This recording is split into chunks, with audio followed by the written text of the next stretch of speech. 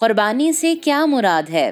ایام عید الاضحیٰ میں اللہ تعالیٰ کا تقرب حاصل کرنے کے لیے بہیمۃ الانعام میں سے کوئی جانور ذبح کرنے کو قربانی کہا جاتا ہے۔ بہیمۃ الانعام بھیڑ، بکری، اونٹ، گائے کو کہتے ہیں۔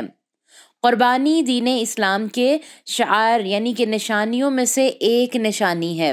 اس کی فضیلت و اہمیت کتاب اللہ، قرآن اور سنت نبویہ صلی اللہ علیہ وآلہ وسلم اور مسلمانوں کے اجماع سے ثابت ہے۔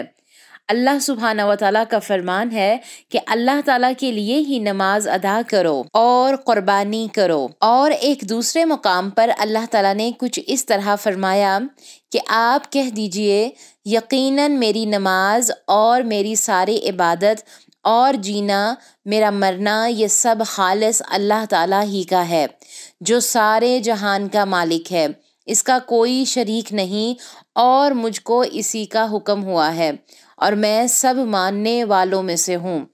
اور ایک تیسرے مقام پر اللہ تعالیٰ نے اس طرح فرمایا، اور ہر امت کے لیے ہم نے قربانی کے طریقے مقرر فرمائے تاکہ وہ ان چوپائے جانوروں پر اللہ تعالیٰ کا نام لیں جو اللہ تعالیٰ نے انہیں دے رکھے ہیں۔ سمجھ لو کہ تم سب کا معبود و برحق صرف ایک ہی ہے، تو اسی کے تابع فرمان ہو جاؤ اور عاجزی کرنے والوں کو خوشخبری سنا دیجیے۔ احادیث نبوی ہے کہ صحیح البخاری اور مسلم کی روایت ہے کہ انس بن مالک رضی اللہ تعالی عنہما بیان کرتے ہیں کہ نبی صلی اللہ علیہ وآلہ وسلم نے 2 سیاہ و سفید مینڈوں کی قربانی دی، انہیں اپنے ہاتھ سے ذبح کیا اور ذبح کرتے ہوئے بسم اللہ اللہ اکبر کہا۔ عبداللہ بن عمر رضی اللہ تعالی عنہما بیان کرتے ہیں کہ نبی صلی اللہ علیہ وآلہ وسلم نے مدینہ شریف میں 10 برس قیام کیا اور ہر برس قربانی کیا کرتے تھے۔ عقبہ بن عامر رضی اللہ تعالی عنہما بیان کرتے ہیں کہ نبی صلی اللہ علیہ وآلہ وسلم نے اپنے صحابہ اکرام کے مابین قربانیاں تقسیم کی تو عقبہ رضی اللہ تعالی عنہما کے حصے میں جزع آیا، یعنی کہ بھیڑ کا وہ بچہ جس کی عمر 6 ماہ ہوتی ہے۔ تو وہ کہنے لگے کہ اے اللہ کے رسول صلی اللہ علیہ وآلہ وسلم، میرے حصے میں جزع آیا ہے۔ تو نبی صلی اللہ علیہ وآلہ وسلم نے فرمایا اس کو ہی ذبح کر دو۔ براء بن عازب رضی اللہ تعالی عنہما بیان کرتے ہیں کہ رسول اللہ صلی اللہ علیہ وآلہ وسلم نے فرمایا جس نے بھی نماز عید کے بعد قربانی کا جانور ذبح کیا تو اس کی قربانی ہو گئی اور اس نے مسلمانوں کی سنت پر عمل کیا۔ تو اس طرح معلوم ہوا کہ نبی صلی اللہ علیہ وآلہ وسلم نے خود بھی قربانی کے جانور ذبح کیے اور صحابہ اکرام رضی اللہ تعالی عنہم بھی قربانی کرتے تھے، اور نبی صلی اللہ علیہ وآلہ وسلم نے ہمیں یہ بتایا کہ قربانی کرنا مسلمانوں کی سنت یعنی ان کا طریقہ ہے۔ لہٰذا مسلمان کا قربانی کی مشروعیت پر اجماع ہے، جیسا کہ کئی ایک اہل علم نے بھی اس اجماع کو نقل بھی کیا ہے، اور اہل علم کا اس میں اختلاف ہے کہ آیا قربانی کرنا سنت موقدہ ہے یا کہ واجب جس کا ترک کرنا جائز نہیں۔ تو جمہور علماء اکرام کا مسلک یہ ہے کہ قربانی کرنا سنت موقدہ ہے۔ امام شافعی کا مشہود بھی یہی ہے، اور امام مالک اور امام احمد سے بھی مشہود یہی ہے، اور کچھ علماء اکرام کہتے ہیں کہ قربانی کرنا واجب ہے۔ یہ امام ابو حنیفہ رحمۃ اللہ علیہ کا مشہود ہے، اور امام احمد کی ایک روایت یہ بھی ہے، اور شیخ الاسلام ابن تیمیہ رحمۃ اللہ تعالیٰ نے بھی اسے ہی اختیار کرتے ہوئے کہا ہے۔ شیخ محمد بن اسمعین رحمۃ اللہ تعالیٰ کا کہنا ہے کہ جو شخص قربانی کرنے کی استطاعت رکھتا ہو اس کے لیے قربانی کرنا سنت موقدہ ہے، لہٰذا انسان اپنی اور اپنے اہل و عیال کی جانب سے قربانی کرے۔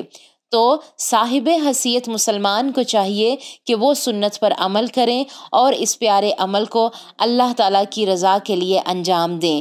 اللہ تعالیٰ ہم سے ہماری کوششیں اور ہماری قربانیاں قبول فرمائیں، آمین۔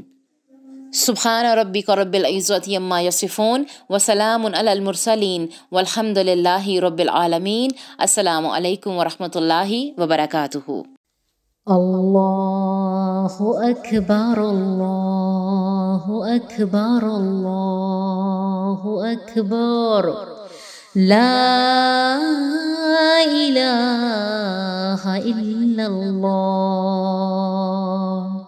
والله أكبر الله أكبر ولله الحمد الله أكبر كبيرا والحمد لله كثيرا وسبحان الله بكرة وأصيلا الله أكبر الله أكبر لا إله إلا الله الله أكبر الله أكبر الله أكبر لا إله إلا الله والله أكبر الله أكبر ولله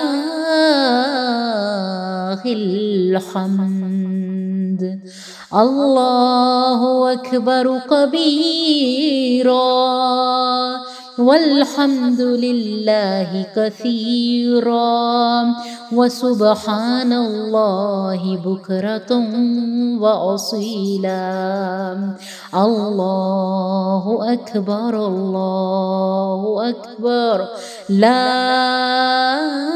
إله إلا الله